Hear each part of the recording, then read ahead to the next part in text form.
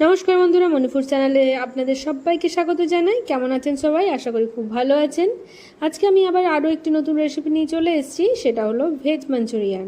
তো ভেজ মাঞ্চুরিয়ানের জন্য আমি এখানে কিছুটা ক্যাবেজ, মানে একটা গোটা ক্যাবেজের আমি 1/3 অংশ নিয়েছি, আর নিয়েছি ক্যাপসিকাম। আর এটা যেটা নিলাম সেটা হচ্ছে যে স্প্রিং অনিয়ন, যে গ্রিন এবং যে হোয়াইট পার্টটা থাকে, দুটোকে মিক্সড করে নিয়েছি। আর নিয়েছি একটু বেশি পরিমাণ পেঁয়াজ কুচি, লঙ্কা কুচি, মোটামুটি যেটা দিলে বেশ মুখরোচক হবে, ভেজ তো।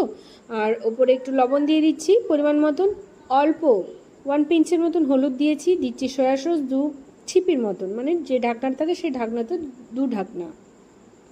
আর অল্প একটু টমেটো সসও দিয়েছি, আর একটু বেশি পরিমাণ দিয়েছি আমচুর পাউডার। আর এখানে একটু কাশ্মীরি লঙ্কার গুঁড়োও দিচ্ছি যাতে কালারটাও আসে। আর অল্প একটু ভিনিগার দিয়ে এটাকে খুব ভালো করে মাখিয়ে নেব, যাতে যে ক্যাবেজের যে পাতাগুলো আছে সেগুলো যেন খুব ভালো করে নরম হয়ে যায়। এটা কিছুটা নরম হয়ে গেছে, জল বের হয়ে গেছে। এবার যেটা আমি ব্যবহার করছি সেটা হচ্ছে জিঞ্জার গার্লিক পেস্ট। এতে এর ফ্লেভারটা খুব সুন্দর আসবে। যখন বলগুলো ফ্রাই করা হবে সেগুলো কিন্তু শুধু খেতেও খুব সুন্দর লাগবে।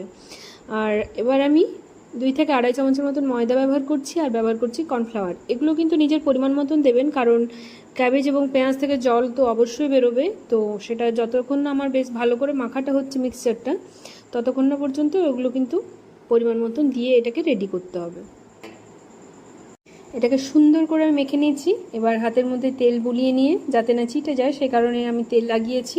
এবার এটাকে খুব সুন্দর গোল বলাকার আকার দিয়ে আমি এটাকে তেলের মধ্যে ছেড়ে দিচ্ছি। তেলটা আমি আগেই গরম হতে দিয়েছি। এটা কিন্তু পকোড়ার মতন ছাড়লেও এমন কিছু প্রবলেম হবে না, কারণ এগুলো খেতে ঠিক সেই মাঞ্চুরিয়ান বড়াগুলো খুবই সুন্দর লাগবে। আর আঁচটা কিন্তু সবসময় কমই রাখবেন। দেখুন আমার কিন্তু বড়াগুলো খুব সুন্দর ভাজা হয়ে গেছে, খুব সুন্দর ব্রাউন কালার একটা চলে এসেছে। এবার এগুলোকে আমি তুলে নিচ্ছি, আর বাকিগুলো ঠিক একইভাবে আমি ফ্রাই করে নেব এক এক করে। যতক্ষণ ওগুলো আমার ফ্রাই হচ্ছে ততক্ষণ আমি সসটা তৈরি করে নিচ্ছি। এখানে আমি 2 চামচের মতো, 2 চামচ নয় 2 ছিপির মতন আমি দিয়েছি সয়া সস, আর 1.5 ছিপির মতন দিয়েছি আমি এখানে ভিনিগার, আর দিয়েছি টমেটো সস। টমেটো সসটা অবশ্যই একটু বেশি পরিমাণ। আর এই যেটা দিচ্ছি, মোটামুটি সসের যেরকম ভ্যারাইটিস থাকে সেগুলো দিলেও কিন্তু হবে, কোনো অসুবিধা নেই। দিচ্ছি আমচুর পাউডার, আর দিয়েছি কর্নফ্লাওয়ার আর কাশ্মীরি লঙ্কার গুঁড়ো। কর্নফ্লাওয়ারটা এর সাথেই আমি মিক্সড করে নিয়েছি। আর আমি দিয়েছি ব্ল্যাক পেপার আর অল্প একটু চিনি। সবগুলো একসাথে দিয়ে আমি এটাকে বেশ ভালো করে মিক্স করে নিচ্ছি। এবার আলাদা প্যানের মধ্যে আমি তেল কিছুটা দিয়ে দিয়েছি, এবং তেলটা গরম হয়ে যাওয়ার পর আমি রসুনগুলো, যেগুলো লম্বা করে আমি ছোট ছোট পিসে কেটে রেখেছিলাম, সেগুলো দিয়ে দিলাম। এখন কিন্তু আমার গ্যাসের ফ্লেমটা একেবারে হাই থাকবে। সাথে পেঁয়াজটাও আমি দিয়ে দিলাম। এটা গ্রেভি বানানোর জন্য আমি ইউজ করছি। আর এটাকে কিন্তু হালকা একটু ব্রাউন কালার করব। আর যে ক্যাপসিকাম এবং যে গ্রিন, মানে স্প্রিং অনিয়নের গ্রিন পার্ট কি হোয়াইট পার্টটা থাকে, সেটাও আমি এখানে কিছুটা ব্যবহার করছি। এতে কিন্তু গ্রেভির স্বাদটা কিন্তু আরও বেশি এনহ্যান্স হবে। আর দিচ্ছি কিছুখানি ক্যাবেজ, যেটা আমার বাকি রেখেছিলাম একটুখানি এখানে গ্রেভিতে দেওয়ার জন্য, সেটাই আমি দিয়ে এটাকে একদম হাই ফ্লেমের মধ্যে আমি ভেজে নেব। আর অল্প একটু লবণ দিয়ে দিচ্ছি। লবণ খুব একটা বেশি দেওয়া চলবে না, কারণ কি সসের মধ্যেও কিন্তু লবণ থেকে থাকে, তো খুব বেশি লবণ না দেওয়াটাই ভালো হবে।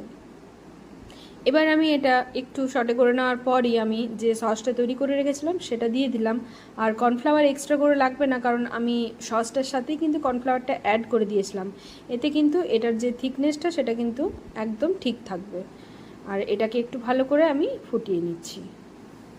গ্রেভিটা আমার যতটা ঠিক রাখার প্রয়োজন ছিল ততটা আমি রেখে নিয়েছি। এবার যে বলগুলো বানিয়ে রেখেছি ক্যাবেজের, সেগুলো আমি এটার মধ্যে দিয়ে খুব ভালো করে মিক্সড করে নিচ্ছি, যাতে এর মধ্যে সসের যে ফ্লেভারটা আছে সেটা যেন খুব সুন্দরভাবে ভেতরে চলে যায়। আর এটাকে কিন্তু আমি হাই ফ্লেমের মধ্যেই রান্না করছি এবার, কারণ লো ফ্লেমে করার কোনো প্রয়োজন নেই। যত তাড়াতাড়ি সম্ভব এটা তৈরি হলে সেটাই ভালো লাগবে খেতে। এবার আমি প্লেটের মধ্যে এটা সার্ভ করে দিলাম, আর ওপর থেকে একটু গার্নিশের জন্য স্প্রিং অনিয়ন স্প্রেড করে দিলাম। দেখেই বুঝতে পারছেন যে কতটা লোভনীয় লাগছে। একদমই এর লোভ সামলানো যাচ্ছে না। তো অবশ্যই আপনারা বাড়িতে বানিয়ে খাবেন এবং কমেন্টে আমাকে জানাবেন। ভালো লাগলে সাবস্ক্রাইব করবেন।